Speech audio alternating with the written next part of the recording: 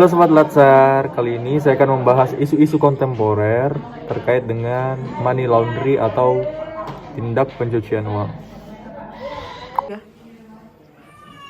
Baik dok, mungkin isu yang akan saya angkat itu terkait dengan money laundry atau tindakan pencucian uang. Jadi mungkin saya akan menjelaskan sedikit serta kasus yang lagi viral sekarang. Nanti saya kembalikan ke kita mungkin apa yang kurang atau pengen ditanyakan. Jadi money laundry sendiri ini merupakan tindak pemindahan atau penempatan uang kotor ke pihak-pihak tertentu yang ingin dilibatkan. Biasanya uang kotor ini itu dikirimkan dalam bentuk barang ataupun uang tunai. Uang kotor ini biasanya susah untuk disimpan. Selain karena jumlahnya yang sangat besar, juga para pelaku ini biasanya enggan untuk melapor ke PPATK atau pelaporan dan analisis transaksi keuangan. Mereka ini enggan melapor karena takut akan pajak. Mereka biasanya akan dicurigai karena jumlah uangnya yang sangat besar. Mereka juga enggan menyimpannya di tempat penyimpanan atau lembaga yang resmi dan lebih memilih menitipkannya ke orang-orang yang tidak mengerti atau pura-pura tidak mengerti. Orang yang dititipkan ini biasanya menikmati hasil-hasil dari uang kejahatan tadi, hingga mereka juga kadang terbuai karena jumlahnya yang sangat besar. Nah, selain dengan cara dititipkan, money laundry ini juga bisa dilakukan dengan menyebarluaskannya ke tempat lain dengan menggunakan metode kripto atau orang tertentu maupun ke negara-negara lain dengan tujuan mengaburkan keberadaan uang ini. Nah, negara-negara yang dituju ini juga tidak sembarangan negara. Biasanya uang ini disebarkan ke negara yang tidak rewel atau disebut dengan tax haven.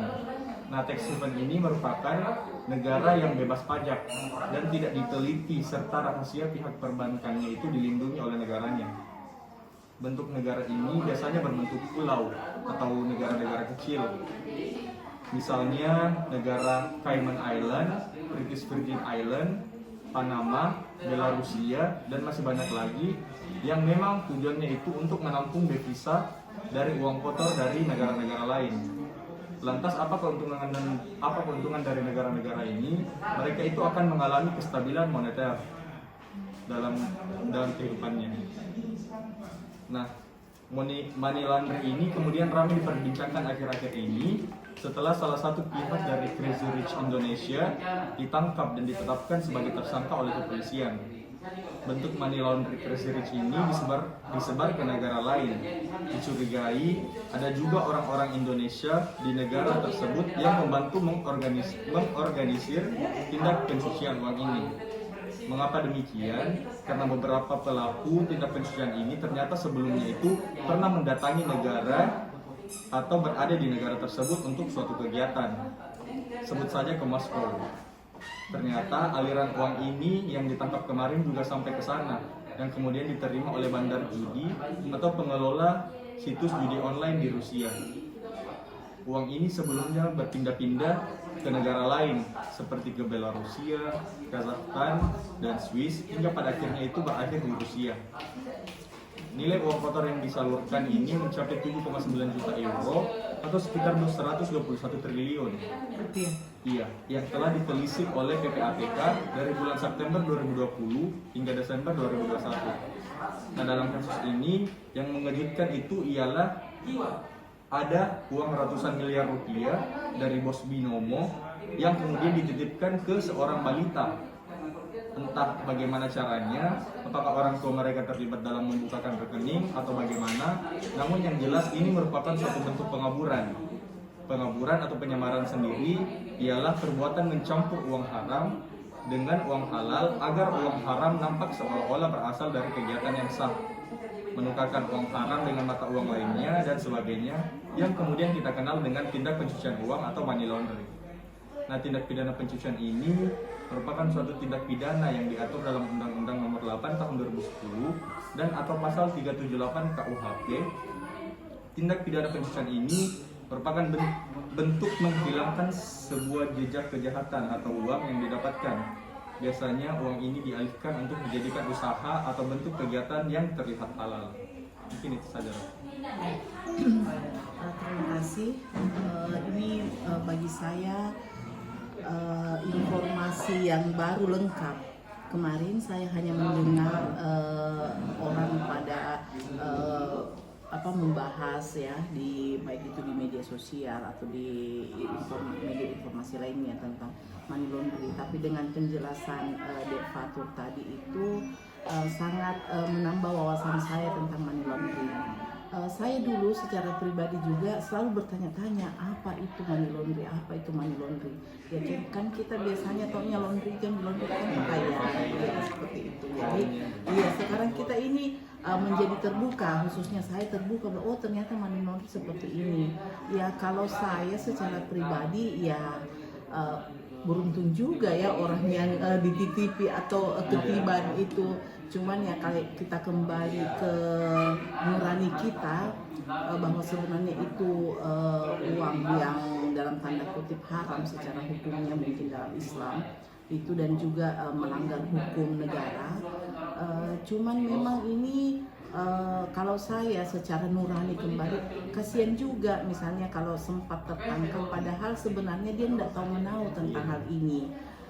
Kalau misalnya mungkin saya anggaplah atau adik Fatur yang ketiban uang titipan itu, mungkin kita langsung bertanya-tanya, iya, bilang oh ini ada money laundry. Tapi mungkin kalau orang-orang yang betul-betul awam atau yang awam satunya dan yang satunya mungkin pura-pura awam, pura-pura nggak tahu, mungkin dia bilang saja, saya nggak tahu kenapa itu uang masuk di rekeningku, saya nggak pernah setor, nah dia belanjakan. Ya itu maksudnya di sisi lainnya itu untung. Nah kalau ketika orang yang begitu betul-betul awam terus dia tertangkap itu kasihannya di situ. Dia tidak tahu menahu tapi dia belanjakan itu uang, apalagi mungkin kalau betul-betul karena saya juga pernah dapat informasi katanya biasanya yang dititipi itu memang ya dalam tanda kutip rekening kere. Iya mungkin betul. Orang-orang yang memang Jadi betul-betul butuh jadi dia bisa pakai itu uang. Nah itu kasihannya.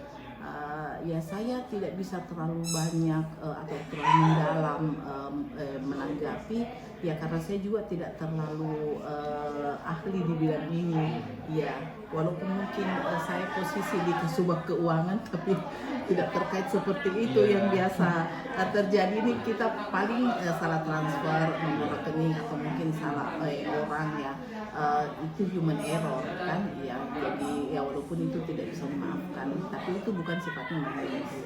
Nah sekarang saya tergelitik untuk bertanya balik sama Dek Fatur. Ini ya apalagi kita ini sebagai ASN ya, apalagi yang baru CASN ya. Iya. Kira-kira bagaimana sikapnya Adik Fatur kalau rekeningnya Fatur ini tiba-tiba yang dititipi uang haram tadi itu yang tanda kutip itu bagaimana coba bagi ini kan penilaian ya attitude-nya bagaimana. Jadi ya tolong jawab jujur saja, tidak perlu gimana-gimana. Ya silakan. Mungkin Dok kalau dikembalikan ke saya mungkin kalau tiba-tiba dapat uang yang mungkin jumlahnya cukup besar masuk ke rekening saya sebagai ASN yang berakhlak mungkin saya sendiri akan mengambil tindakan mungkin lebih ke berpikir atau teliti dalam menanggapi uang-uang yang jumlahnya cukup besar ini yang tiba-tiba masuk ke rekening saya dengan mungkin melapor ke pihak perbankan atau pihak-pihak lain yang berhubungan dengan uang yang masuk ke rekening saya tersebut, sehingga mungkin kegiatan-kegiatan yang bisa dibilang mengarah ke kejahatan ini bisa diatasi oleh pihak-pihak yang berwenang gitu Dok.